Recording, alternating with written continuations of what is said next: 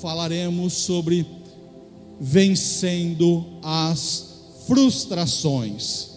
Vencendo as frustrações. Recentemente falamos sobre tristeza, e eu já dou um spoiler aqui. Eu estou com uma série de mensagens baseada no livro do pastor Luciano Subirá, Quando Deus Transforma a Tristeza em Alegria. Faremos uma série de mensagens, provavelmente elas acontecerão às terças-feiras. É um balão de ensaio, vocês têm que entender que para mim tudo é muito novo, né? E a minha ousadia, ela tem um limite.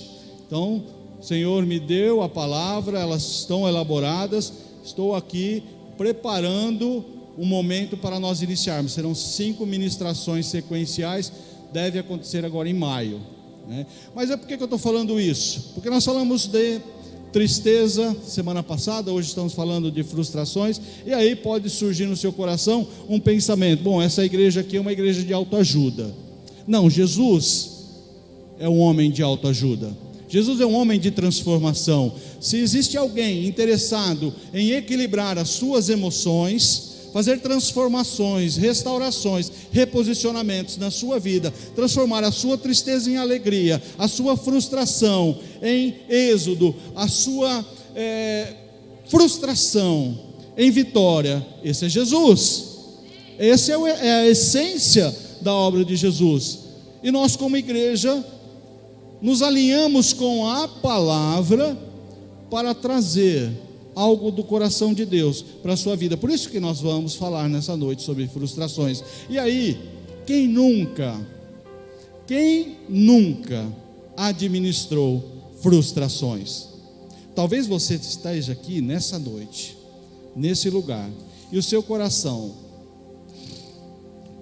interioriza, pulsa por uma frustração na sua vida. Talvez você tenha, no âmbito do seu relacionamento familiar, esteja administrando uma frustração. Talvez no seu trabalho você esteja administrando uma frustração. Você que é empresário, talvez esteja administrando uma frustração, de maneira que é inerente à nossa condição humana. Frustrações vêm nas nossas vidas. As nossas emoções, por motivos diversos, são abaladas, somos confrontados, somos apertados, enfrentamos dificuldades. Então a frustração é só mais uma dessas situações que eu e você temos que administrar.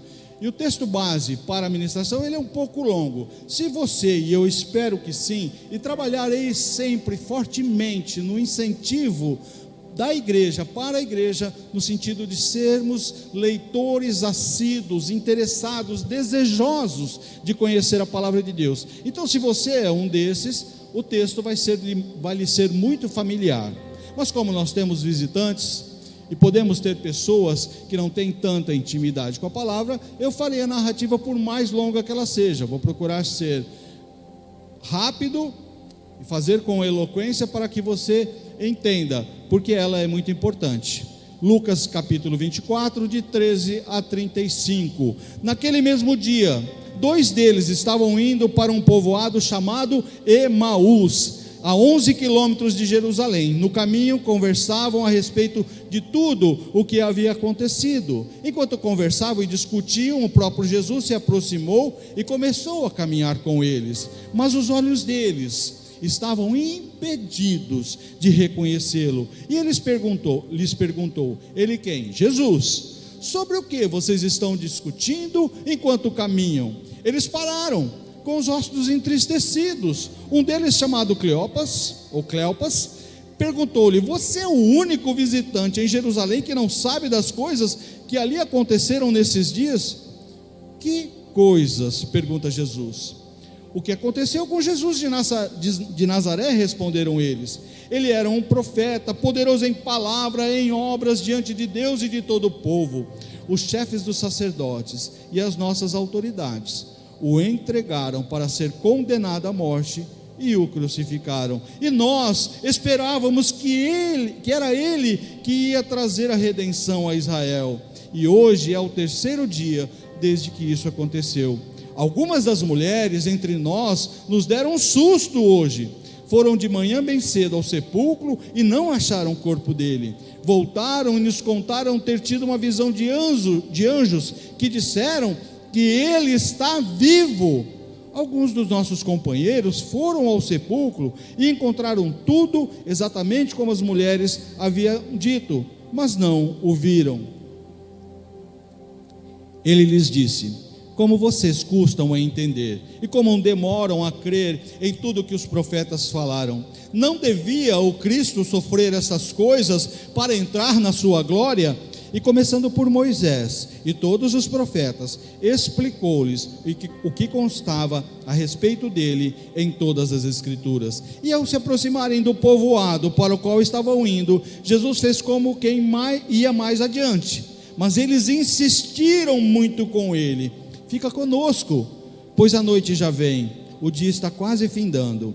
Então ele entrou para ficar com eles. Quando estava à mesa com eles, tomou o pão, deu graças, partiu e deu a eles. Então os olhos deles foram abertos e o reconheceram, e ele desapareceu da vista deles. Perguntaram se um ao outro não estava queimando o nosso coração, enquanto ele nos falava no caminho e nos expunha as Escrituras. Levantaram-se e voltaram imediatamente para Jerusalém. Ali encontraram os 11 e os que estavam com eles reunidos, que diziam: é verdade, o Senhor ressuscitou e apareceu a Simão. Então os dois contaram o que tinha acontecido no caminho e como Jesus fora reconhecido por eles enquanto partia o pão. Um encontro especial de Jesus, que se dá ao trabalho de ir ao encontro de dois homens que se deslocam de Jerusalém sentido Emaús, 11 quilômetros, dois corações desesperançados, dois corações, dois homens que estavam frustrados em relação às suas expectativas espirituais relativos a Jesus de Nazaré. A notícia sobre a ressurreição de Jesus já havia chegado a esses homens. Eles haviam, porque se fôssemos imaginar, se fôssemos analisar, que eles não ficaram sabendo do que aconteceu, não ficaram sabendo de que Maria tinha ido ao túmulo, tinha tido um encontro com um anjo, o corpo não estava mais lá, ela correu aos discípulos, falou, os discípulos foram lá, constataram. Até poderia justificar esse sentimento de frustração, esse sentimento que dominou o coração desses homens. Eles depositaram toda a confiança em Jesus. E eu fico imaginando, apesar da Bíblia não trazer essa narrativa em detalhes, mas me dá a liberdade de expandir uma visão do que esses homens poderiam estar discutindo. Afinal de contas, eram dois homens que haviam caminhado com Jesus, haviam vislumbrado, porque eles declaram isso, que ele seria o libertador de Israel. Esses homens talvez tivessem renunciado à família, tivessem renunciado ao trabalho, deixado um monte de situações, priorizando o convívio com o Mestre. E de repente, Jesus crucificado, seu Mestre trucidado, uma tumba, um túmulo selado, fechado, soldados romanos guarnecendo a entrada desse túmulo. Se esses homens não tivessem recebido a notícia, até poderia ser compreensível. Tudo acabou, não há mais o que fazer, mas não é o caso. E é por isso que é muito importante nós analisarmos o que a frustração, o que esse sentimento pode gerar em nosso coração, porque foi o que aconteceu na vida desses homens. Eles haviam recebido a notícia, eles já sabiam, já tinha chegado para eles que o corpo não estava mais lá. Maria vai no intuito, no interesse de encontrar e completar a preparação do corpo de Jesus, e não encontra. Para ela, o importante era ter um corpo, e muitas vezes nós nos apegamos a situações, nos apegamos a coisas na nossa vida que se desfazem, que desaparecem. Quantas famílias, por conta da pandemia, impactadas pela pandemia, até hoje, porque hoje a gente já administra como que nós não tínhamos conhecimento científico, não havia nada que apontasse para uma solução, só nos restou nos rendermos, clamar por socorro, nossos corações se voltarem ao Senhor. Mas famílias foram impactadas, quantos casamentos foram desfeitos, quantos lares foram impactados, e a frustração entrou dentro desse lar.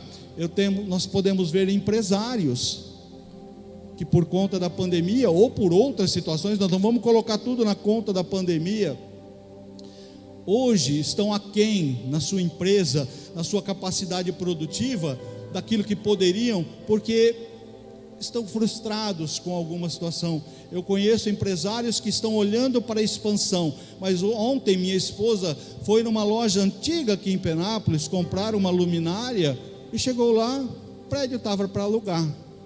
E é triste constatar isso. Mais uma empresa que se fecha. E se você vai olhar, talvez a realidade desses empresários é porque eles se frustraram nas expectativas da sua empresa.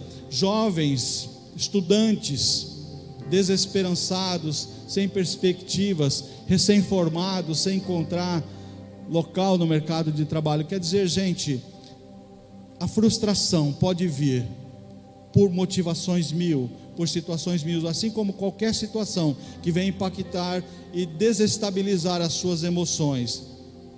O luto é uma situação dessa. Outras questões podem vir e começar a querer abalar. A questão é como nós vamos administrar aquilo que vem sobre nossas vidas e quer desestabilizar as nossas emoções, porque foi isso que aconteceu com esses dois homens. E frustrações têm efeitos. Nós vamos ver que frustrações têm consequências. Frustrações geram nervosismo e irritação. Aqueles homens estavam conversando, mas eles estavam discutindo, e talvez eles entraram num diálogo intenso, porque a frustração traz como consequência a irritação. Cara, não é possível. Eu investi todas as minhas expectativas nesse Jesus, eu olhava para Ele como resgatador de Israel. Cara, eu deixei meu emprego, eu deixei minha família, eu trabalhava com meu pai, eu tinha minha empresa. Não, mas isso não foi nada com você, rapaz. Você é minha mulher, está inconformada até hoje. O tempo que eu gastei dedicando a esse Jesus.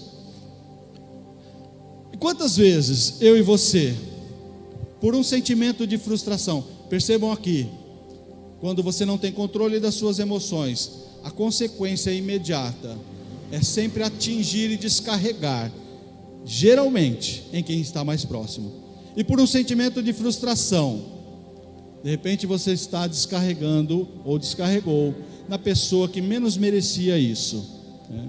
E às vezes isso pode acontecer inclusive no âmbito da igreja, porque o nosso interesse é a sua saúde espiritual. O nosso interesse é ministrar na sua vida de maneira que você se reencontre com os caminhos do Senhor, se reposicione e desfrute aquilo que é promessa de Jesus, vida plena e abundante. Mas por um sentimento de frustração, às vezes alguém chega para ministrar na sua vida: ô meu irmão, o que aconteceu? Por que você está com esse semblante triste?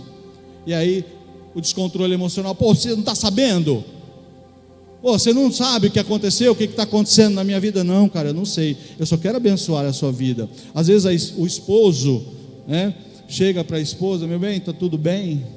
Homens, o tudo bem da esposa em geral não quer dizer que está tudo bem, né? Mas muitas vezes os homens, num momento de frustração, também descarregam na esposa, nos filhos e vice-versa. O fato é que uma das consequências primárias, quando a frustração entra no nosso coração, é vir o sentimento de raiva e irritação. E aí a gente estoura, porque você não tem controle, as suas emoções não estão sendo dominadas por você, e aí vai o que vai. Tristeza também é uma consequência. Quem estabelecia um projeto para si, um projeto para sua família, para o seu negócio, para a sua relação conjugal, e de repente isso se desestabiliza, a sua empresa não vai bem, você perdeu o emprego, o seu relacionamento passa por uma crise, e você se alegra num cenário como esse? Bom, tem algum problema com você. Eu recomendo procurar a ministra Neiva, quiçá você vai precisar de um psiquiatra, porque se alegrar diante de um cenário de frustração é meio que antagônico, são conflitantes em termos de sentimentos. Então a tristeza é uma das marcas da frustração, da consequência da frustração. E o sarcasmo, o deboche, ele está linkado com a raiva e com a irritação, porque Cleopas fala para Jesus fala: mas por que vocês estão discutindo? O que está acontecendo? Por que vocês estão assim? E aí a resposta, meio sarcástica: você é o único visitante em Jerusalém que não sabe das coisas que ali aconteceram nesses dias? É o sarcasmo, que é uma consequência de uma emoção desestabilizada, fruto de uma frustração, que também está linkada com a raiva. E aqui, essa consequência aqui, ela é algo que nós precisamos analisar com muito cuidado, com muita vontade de entender. Cegueira momentânea. Todas as vezes que você perde o controle das suas emoções, você não se apercebe das coisas que estão acontecendo à sua volta, particularmente daquilo que Deus está fazendo ou que está querendo fazer na sua vida. Esses dois homens, eles caminharam com Jesus, concordam comigo? Eles conheciam Jesus visualmente, eles conheciam as características físicas de Jesus, eles conheciam a voz de Jesus. Jesus não era alheio, estranho a esses dois homens. E quando Jesus se posiciona e caminha com eles por 11 quilômetros, naquele momento, por terem interiorizado de uma forma tão consistente e tão potente a frustração no seu coração, há uma cegueira momentânea. Talvez na sua vida você está hoje interiorizando, vivenciando sentimentos de frustração tão potentes que você não está se apercebendo que Jesus já colou do seu lado, está caminhando com você, está querendo intervir na tua vida, e você não está reconhecendo, você não está se apercebendo. É uma cegueira espiritual que vem sobre sua vida, que está vindo sobre aqueles que se deixam dominar pela frustração e não estão entendendo que o Deus Todo-Poderoso, aquele que tem controle sobre todas as coisas, já olhou para você, já mapeou a tua situação, e pelo amor incomensurável, aquele amor que não há como medir, que tem sobre sua vida, Ele já está providenciando alterações, mudanças, resgates, e você não está se apercebendo. Para você, a discussão porque assim, gente, quando nós não temos controle das nossas emoções, o que nos resta é criar narrativa que justifique o nosso comportamento. Então, se você está triste, ao invés de se prostrar diante do Senhor, para que a tristeza se transforme em alegria, nós queremos justificar o motivo da nossa tristeza. O pastor não me cumprimentou, o pastor não me dá oportunidade, o pastor chamou a minha atenção, e aí você vai retroalimentando esse sentimento, e não vê manifestação de amor pastoral que está vindo sobre sua vida, manifestação de cuidado, manifestação de apreço, e Jesus está potencializando isso na sua vida, mas você não tem controle das suas emoções, então nada flui. Todas as vezes que nós perdemos controle das nossas emoções, a recomendação é: não faça nada, não fale nada, inclusive quando você está muito feliz, caiu participação de lucros da sua empresa, caiu um dinheiro na sua conta, você recebeu dividendos, você recebeu um aumento de salário, veio um dinheiro inesperado, você está bombando de felicidade, aí você vai para o shopping, e aí você vai fazer besteira, você vai conseguir ver que você não tinha controle de uma emoção tão boa quando vira a fatura do seu cartão de crédito. Então a recomendação é: não tem controle das suas emoções, não tome decisões, não faça nada. Mas uma cegueira momentânea, ela advém para corações que não se controlam, para corações que não se alinham, para corações que se deixam dominar pelo sentimento. Será que é essa a sua realidade? Será que o sentimento que você tem alimentado no seu coração, frustração, ódio, rancor, tristeza, não está te cegando para ver o que Jesus quer fazer na sua vida? Talvez esteja te cegando e você não está se apercebendo. Jesus já está ao seu lado. Outro sentimento, outra consequência é a desistência e fuga. Aqueles dois homens, enquanto os 11 discípulos, fora os demais que tinham intimidade com o mestre, estavam em Jerusalém, onde as coisas estavam acontecendo, a atmosfera espiritual em Jerusalém havia mudado. Nunca antes na história da humanidade havia acontecido e nunca depois aconteceria de novo. Aquele que foi morto, crucificado, colocado numa tumba, havia ressuscitado. Essa atmosfera espiritual já estava se instaurando em Jerusalém. As coisas estavam acontecendo ali. A notícia já havia se espalhado, já havia contextualização, testemunho de que Jesus havia ressuscitado. Esses homens, isso aqui é meio insano, e acontece na minha e na sua vida. Esses homens sabiam dessa notícia. Então Jerusalém era o lugar deles estarem. Jerusalém, eles não podiam ter saído de lá. Quantas vezes nós vemos no âmbito da igreja pessoas que interiorizam gratuitamente frustrações, se deixam dominar por elas, e enquanto a atmosfera espiritual está impactando a todos, essas pessoas decidiram ir embora. Foi o que aconteceu com esses homens. Eu já fiz isso, viu? Eu sei como é tomar uma atitude dessa, não olhando para o que está acontecendo. Esses dois homens saem de Jerusalém e se empenham numa missão, numa viagem, numa caminhada, se propõem a andar 11 quilômetros, eles desistem e fogem. Sempre que você se deixa dominar por sentimentos que não vêm do coração de Deus, o teu desejo vai ser fugir e pegar caminhos que não são os caminhos que o Senhor tem traçado para você. Os caminhos de Deus para a sua vida são perfeitos. O caminho que Deus tem estabelecido para a sua vida, ele é perfeito, ele não muda. Nós não sabemos a extensão, não sabemos como é esse caminho, nós o experimentamos dia a dia, mas ele é perfeito.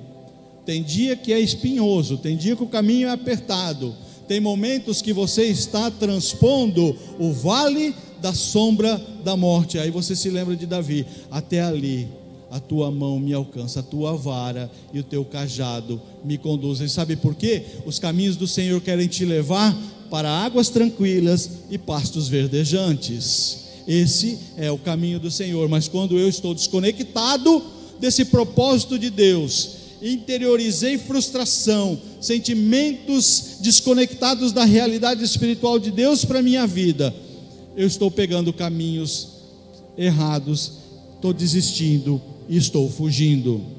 Imediatismo. Quando eu e você estabelecemos projetos no âmbito das nossas expectativas humanas, ninguém projeta fracasso. Você não abre uma empresa na expectativa dela falir. Você não aceita trabalhar numa empresa na expectativa de ser demitido. Eu trabalhei 22 anos na maior companhia de seguros do mundo. 22 anos. Dia 9 de setembro eu completei 22 anos. Dia 22 de setembro eu fui demitido. No meu coração o Senhor já vinha trabalhando. Eu já vinha esse sentimento, até porque eu estava orando ao Senhor. Eu estava dividido entre o trabalho e servir ao Senhor. E minha oração é: Senhor, a tua palavra diz: quem serve a dois senhores, a um há de servir mal. A tua vontade prevaleça na minha vida. Dia 22 de setembro esse ciclo se encerrou na minha vida. Aí eu tive que administrar dois sentimentos: a alegria e a tristeza. Amigos que eu conheci e compartilhei muitas experiências, que você ganha o distanciamento, perdas financeiras, situações que vêm sobre uma realidade. Mas todas as vezes que nós projetamos algo, nós não projetamos o fracasso. E muitas vezes o que nós queremos é um resultado à luz daquilo que nós projetamos na nossa mente. Mas eu não fui lá e falei com o Senhor: Senhor, como o Senhor quer essa história na minha vida? Como que o Senhor quer construir isso na minha vida? Senhor, eu estou namorando essa jovem.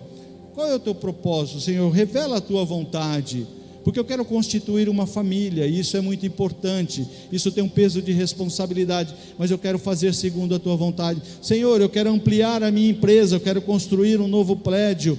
Senhor, o Senhor aprova esse projeto? Dificilmente ou raramente as pessoas fazem isso, mas quando fazem e andam segundo os propósitos do Senhor, tudo dá certo. Mas a maioria das vezes a gente não faz isso, porque a gente já projeta o resultado, que é algo imediato. Era o que esses homens haviam projetado: não, esse daí é o Jesus, esse é o Messias prometido, ele vai trazer libertação para Israel, esse domínio romano vai acabar, toda essa realidade vai mudar, Israel vai ser o que foi nos tempos de Davi, e tal, e tal, e tal. Eles já traçaram um roteiro. É muito louco isso, porque esses homens, hoje é diferente, viu, queridos? Hoje, eu e você temos a realidade da palavra, então é um pouco mais fácil entender aquilo que a narrativa da história. Aqueles homens estavam vivendo, mas olha a diferença: eles estavam vivendo a construção da história com o Mestre Jesus, que já havia antecipado tudo quanto ia acontecer, mas o imaginário deles era diferente. Eles queriam um libertador do jugo romano, eles queriam um novo tempo, eles queriam restaurar a dinastia de Davi. Eles ouviram Jesus, e aquilo não entrou na cabeça deles. Haja visto que no terceiro dia, segundo eles dizem, hoje é o terceiro, eles contando isso para Jesus, isso é muito insano. E hoje é o terceiro dia. E aí, quer saber, não aconteceu nada, a gente desistiu, vamos voltar lá para Emaús, lá eu vou abrir minha loja de novo, eu vou voltar para o meu emprego, vou ver se meu patrão... Gente, foi no terceiro dia que as coisas aconteceram. A ressurreição se deu no terceiro dia, e nem isso conectou esses homens ao sobrenatural de Deus. Quantas vezes Deus está derramando algo na sua vida, Deus está movendo a atmosfera na sua vida, porque há intercessão sobre você.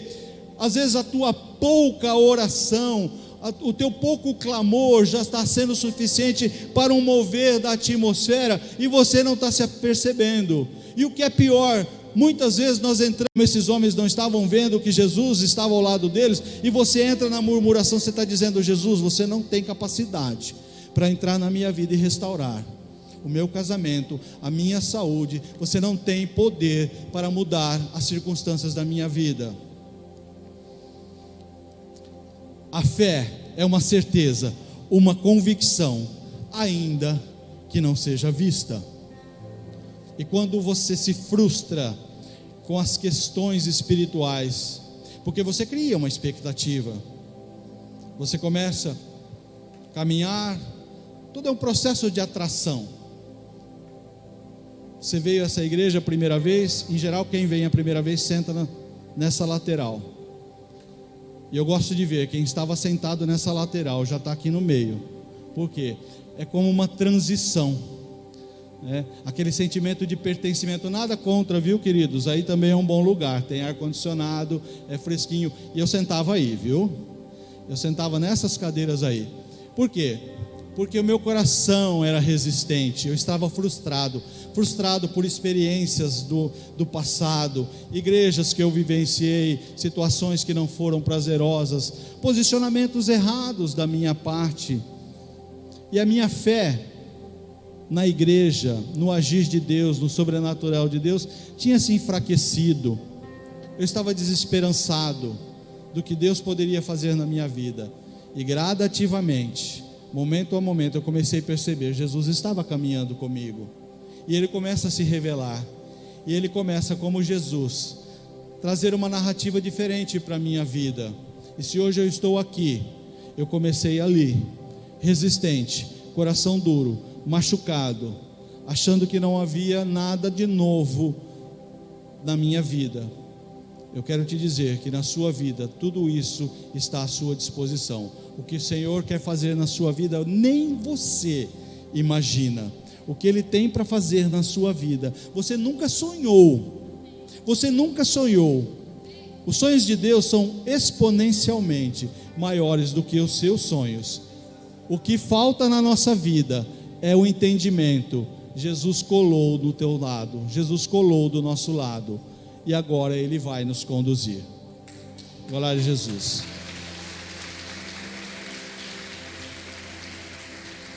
Não conseguir ver algo de concreto no prazo que Deus lhe deu, não significa que nada aconteceu. Se foi Deus quem prometeu, não é que vai acontecer, já aconteceu. Olha, perceba as mudanças, os projetos de Deus para a sua vida, que são maravilhosos. Eu não estou dizendo aqui de uma forma leviana. Falei isso, salvo engano, na sexta-feira. Até perguntei para minha esposa, bati demais? Porque às vezes a gente tem que dar palavras de exortação.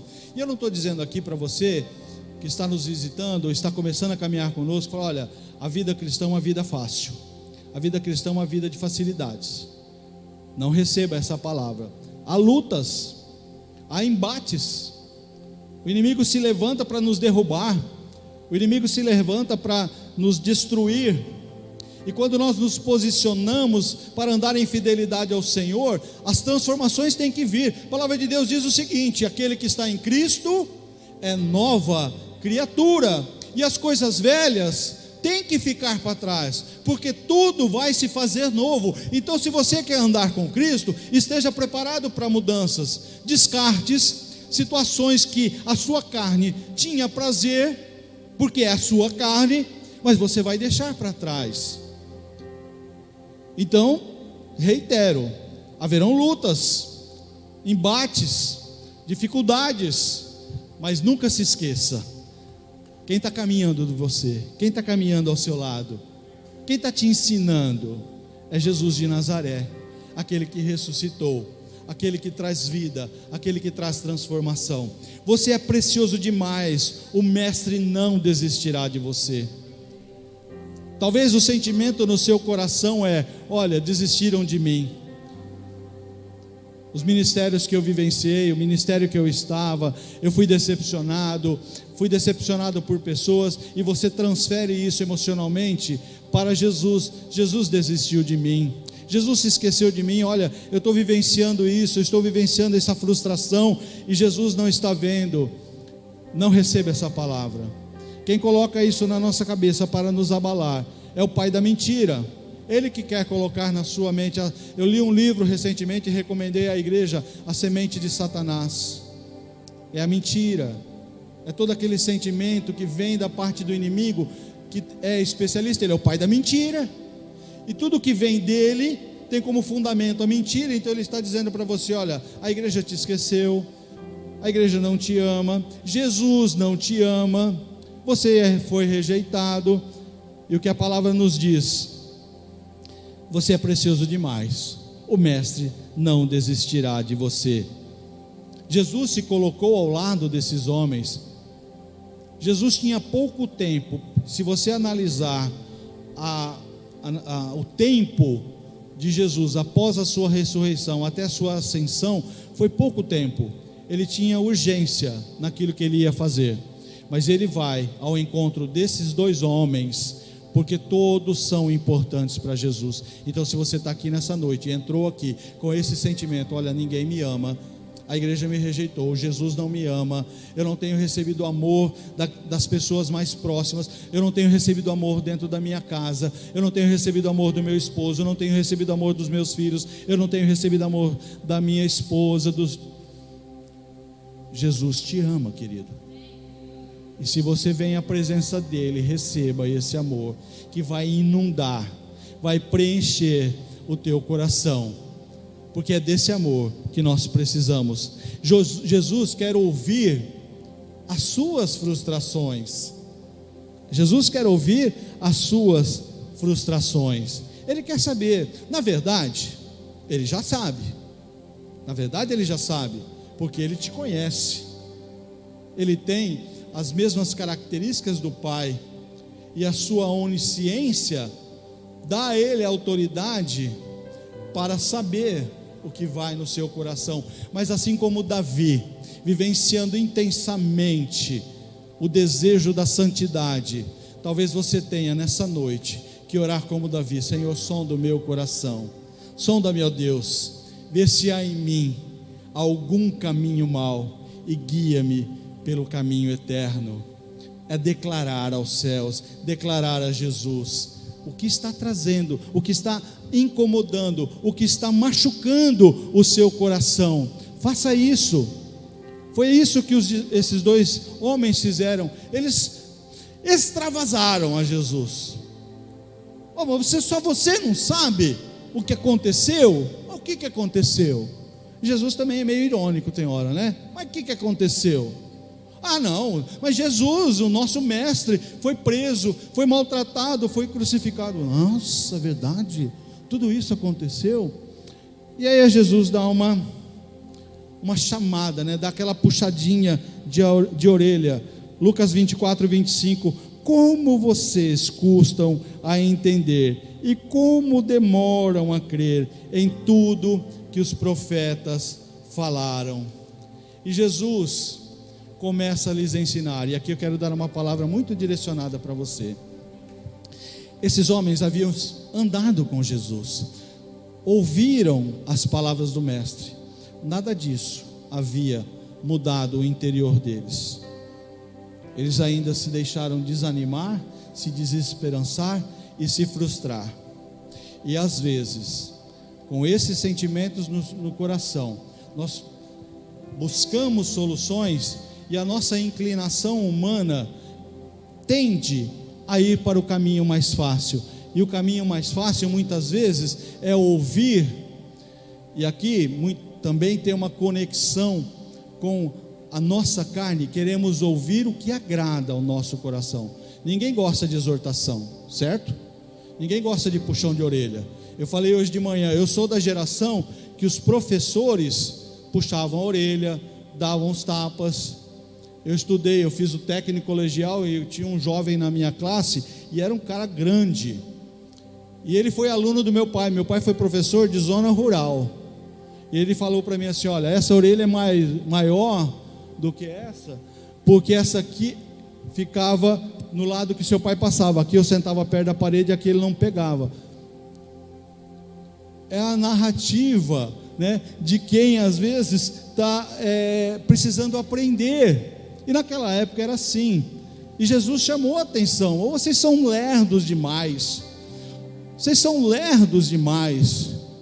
E aí hoje, diante de algumas situações, o homem quer facilidade, ele quer rapidez, ele quer imediatismo. Ele vai para onde? Ele vai para onde tem uma palavra que se conecta com o seu eu interior, com a sua mente, com o seu imaginário. Muito cuidado.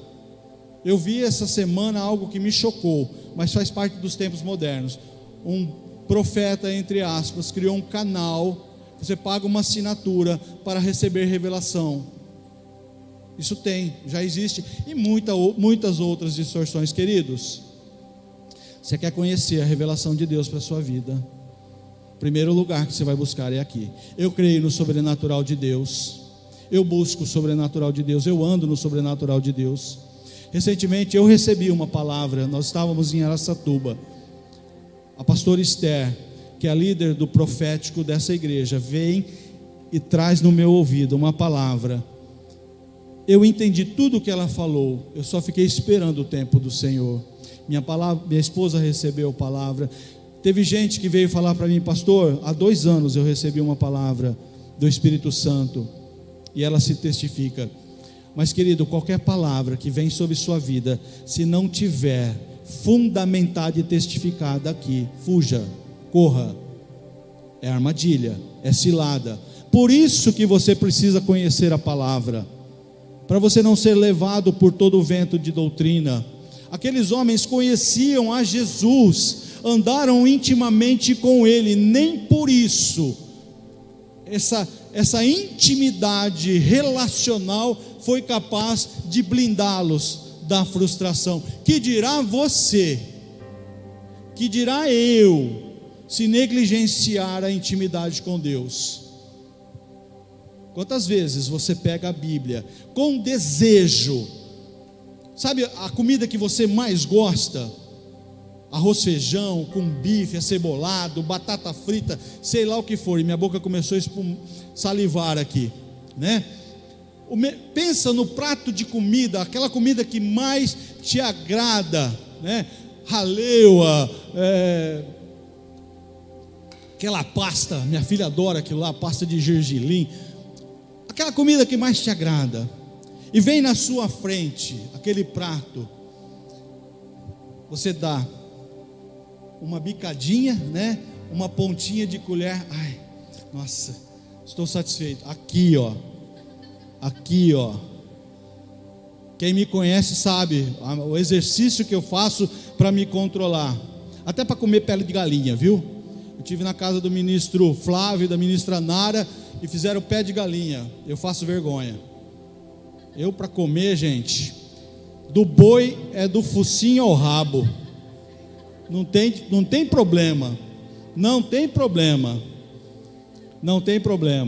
Então você come com intensidade, com vontade. Você se joga, porque é algo que você gosta. E por que na palavra de Deus, que te alimenta, te fortalece, te constrói, te posiciona, você às vezes dá uma beliscadinha? Você acha mesmo que isso será o suficiente para te fortalecer quando vier a desesperança, quando vier a frustração? Não vai, querido, não vai. O que nós estamos fazendo aqui é trazer um alimento para esse momento, para a sua vida, mas você tem uma semana toda para enfrentar as oposições, para enfrentar as batalhas. Se você não se alimenta, fica 3 dias sem comer,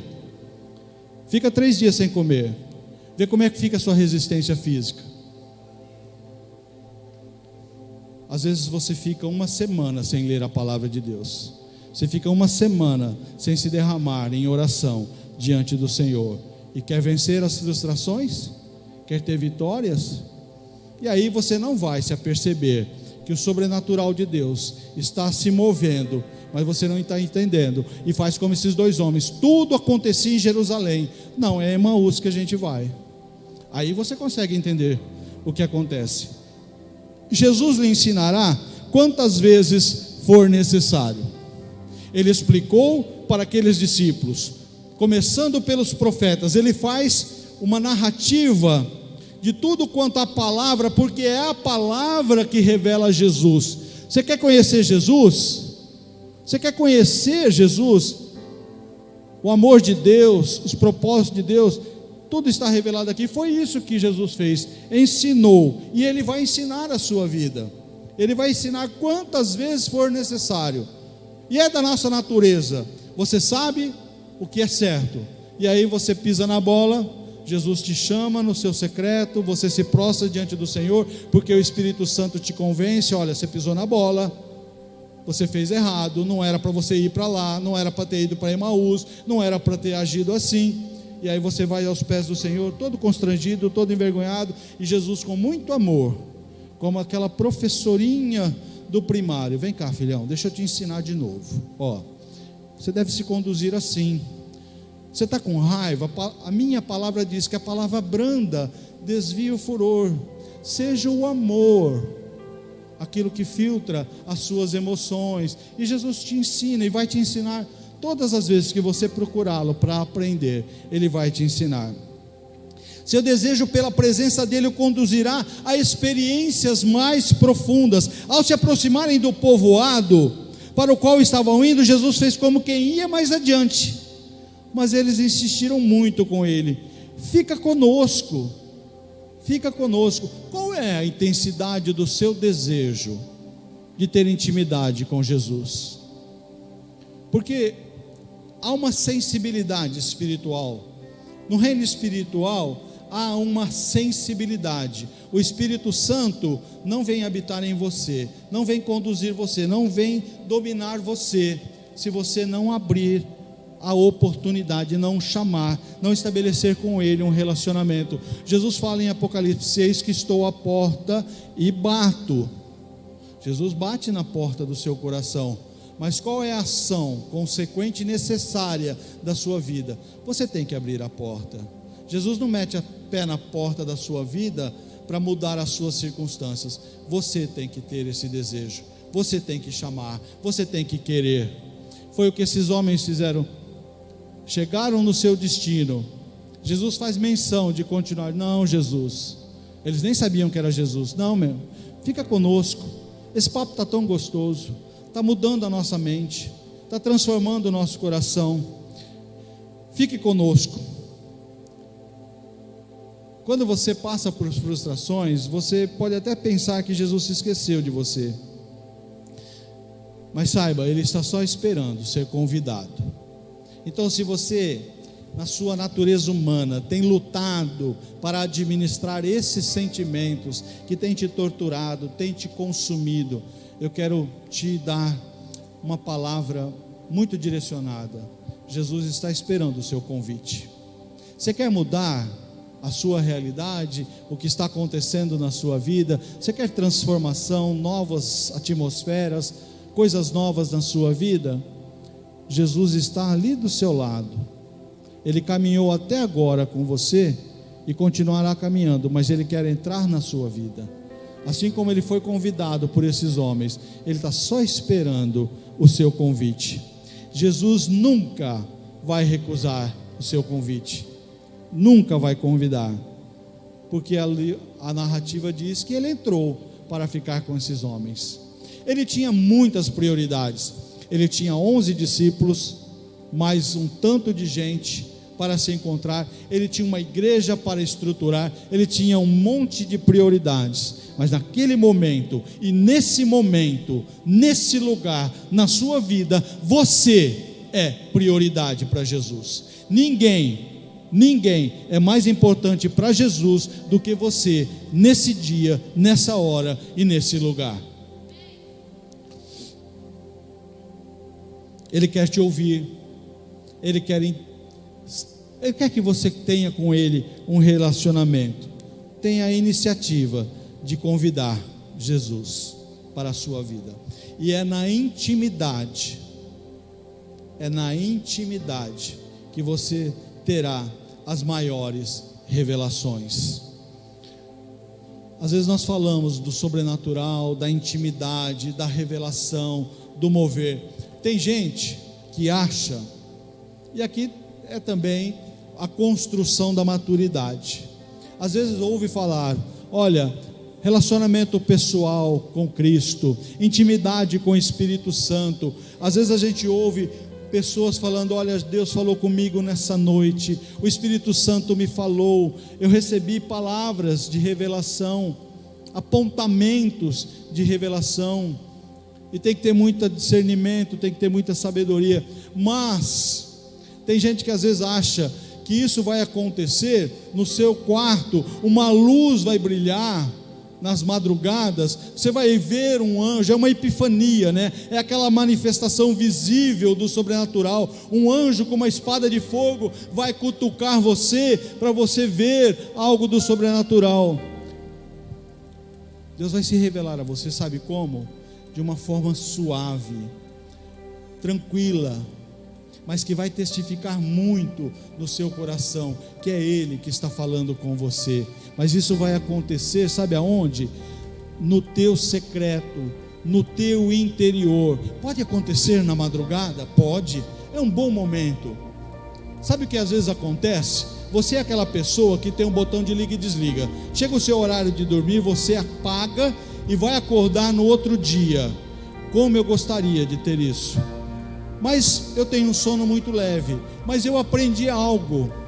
As madrugadas, quando eu acordo, eu já não luto mais para voltar a conciliar o sono. Eu sei que é o Senhor me chamando para um momento de intimidade. Mas pode acontecer, e deve, porque é uma busca. Isso é uma busca. Então não espere só os momentos da madrugada. Você tem aí um trabalho, você está dirigindo, você está viajando para São Paulo, no carro. Você só não fecha os olhos, porque aí você vai ver Jesus rapidinho. Aí vai mesmo, né? Mas mesmo de olho aberto, bota lá um louvor e entra em adoração, entra numa busca dessa intimidade. Ela pode acontecer na Praça da Sé, no momento de pico de conexão. Penápolis inteiro passa na Praça da Sé, no momento de conexão. É 60 mil pessoas transitando, e ali naquele mar de pessoas, você pode estar num momento de intimidade plena com o Senhor. Não é o lugar, sabe? Não é o lugar. Sempre será o seu coração. E quando você chama Jesus, quando você chama o Senhor, quando você dá a oportunidade para o Espírito Santo, Ele se revela a você. O primeiro lugar que Ele vai se revelar é na palavra, viu? Aproprie-se dessa verdade. Você quer conhecer o que Deus tem como propósito para a sua vida, a revelação do sobrenatural de Deus começa pela palavra.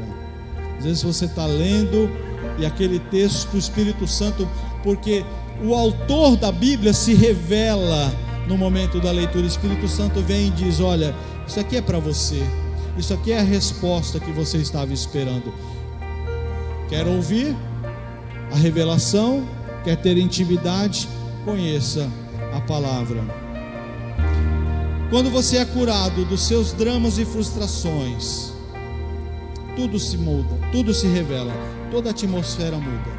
Queridos, você veio aqui essa noite trazendo no coração algum sentimento que está te machucando, que você não consegue vencer ou administrar. Isso está te dominando, isso está roubando a sua paz e roubando a sua alegria. Eu quero declarar que Jesus está ao seu lado. Jesus está caminhando com você. E agora eu quero te convidar para um exercício, quase que um ato profético.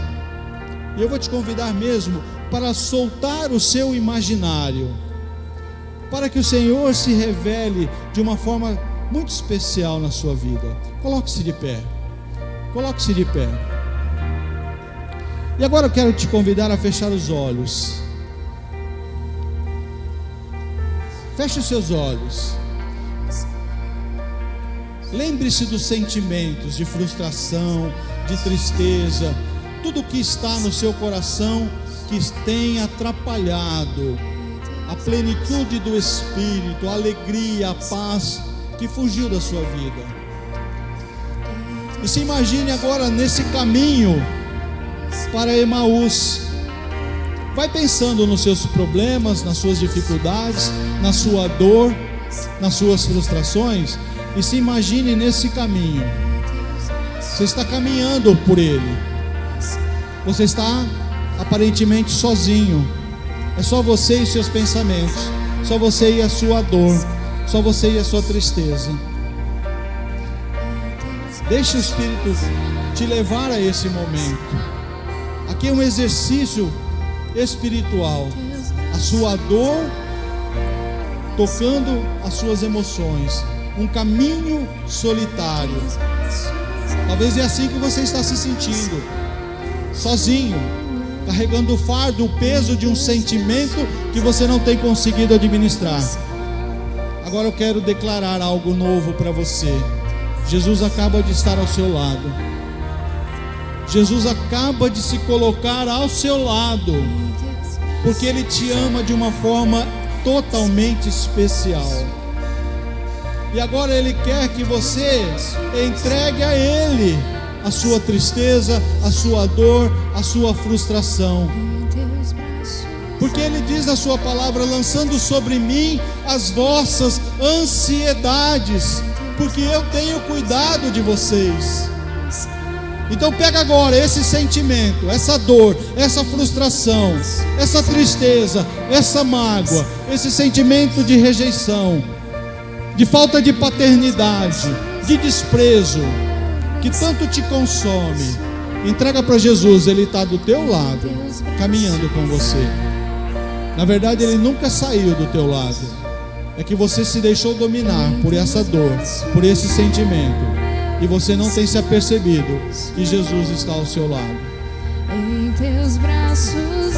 Abre a sua boca mesmo, declara aí: Jesus está do seu lado. Jesus, pega esse problema, pega esse sentimento, Jesus, e leva embora. Abre a sua boca mesmo numa declaração espiritual: Jesus, eu não quero mais ser dominado por esse sentimento. Essa estrada não é mais solitária. Agora Jesus está com você. E você está convidando Jesus para caminhar contigo, para entrar no momento de intimidade. Jesus, olha para mim. Eu tenho sentido rejeição, eu tenho sentido frustração, eu tenho sentido desejo até de morte. Jesus, pega tudo isso, transforma isso em alegria, em júbilo. Jesus, eu não vou mais carregar esses sentimentos. Agora Jesus está do seu lado. Você não está mais sozinho. Em teus braços é o meu descanso. Em teus braços é o meu descanso.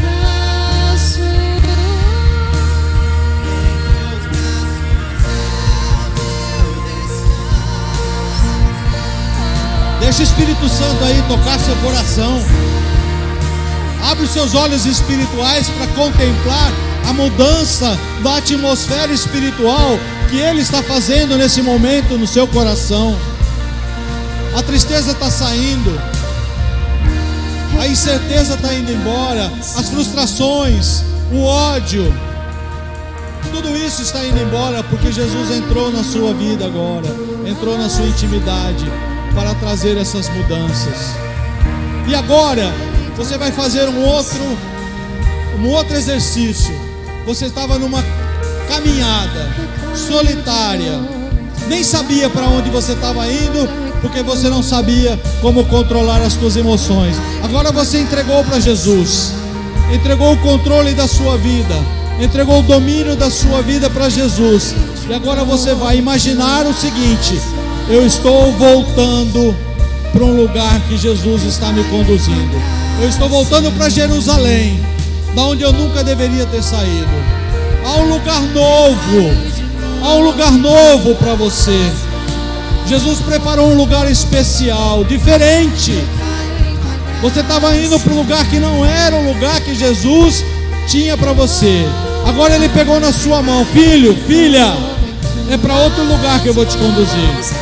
Um lugar de transformação, um lugar de mover do sobrenatural, um lugar de cura, de perdão, de liberdade e de libertação. Pois eu sei que és aquele que me guarda, e se eu passar, renda-se a Jesus, renda-se a Jesus. Permita que Ele entre no seu interior, entre no seu coração, tira todo esse sentimento e faça algo novo.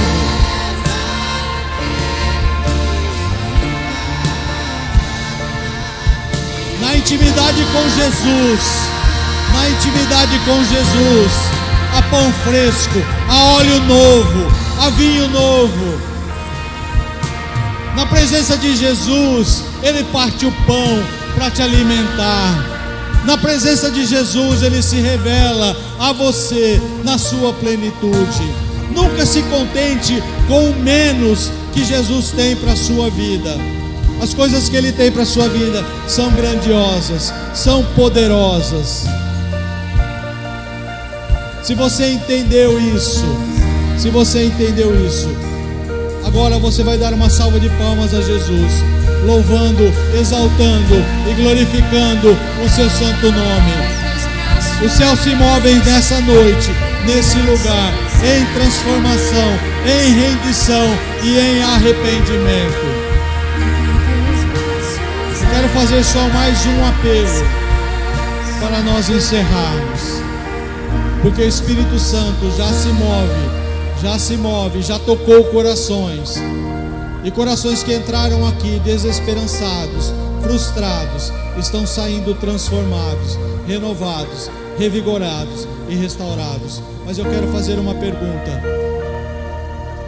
há alguém nesse lugar, nessa noite, que ainda não tem certeza da salvação em Cristo Jesus, não tomou a decisão de aceitar Jesus como seu único e suficiente Salvador? Você tem ouvido de Jesus há muito tempo, talvez você tenha frequentado muitas igrejas, mas você nunca tomou a decisão de aceitar Jesus como seu Salvador. Se há alguém e nessa noite deseja fazer isso, levante a sua mão. Há alguém que quer aceitar Jesus como seu Salvador? Intercessores, por favor. Nós tivemos sábado, ontem, o que nós chamamos de Festa das Águas. 11 vidas passaram pelas águas do batismo, porque tomaram essa decisão, aceitaram Jesus como seu Salvador. E a palavra de Deus diz que quando um pecador se arrepende, há festa nos céus. Então os céus se rejubilam, os céus se alegram nessa noite. Os céus se alegram nessa noite.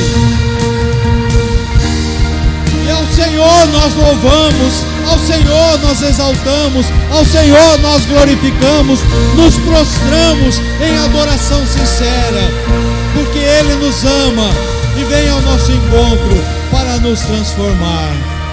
Aleluias, glórias a Jesus, glórias a Jesus. Louvado seja o nome de Jesus. Pai, nós te exaltamos, glorificamos o teu santo e maravilhoso nome. Obrigado, Senhor, porque nessa noite, mais uma vez, o teu Espírito Santo nos visita, toca os nossos corações e traz a revelação da tua palavra, para que haja transformação no nosso interior. Tudo quanto o Senhor tem como propósito para as nossas vidas, faz conforme o teu querer. Aceitamos, te pedimos, vem na nossa vida, faz conforme o teu querer, conforme ensinaste para nós, Jesus. Oramos, seja feita a tua vontade, assim na terra, mas faz aqui, assim nos céus, mas faz aqui na terra, faz na nossa vida. Assim oramos no nome de Jesus. Amém, amém e amém. Glórias ao Senhor, glórias ao Senhor, glórias ao Senhor. Ergam suas mãos, eu quero abençoar a sua vida para nós encerrarmos.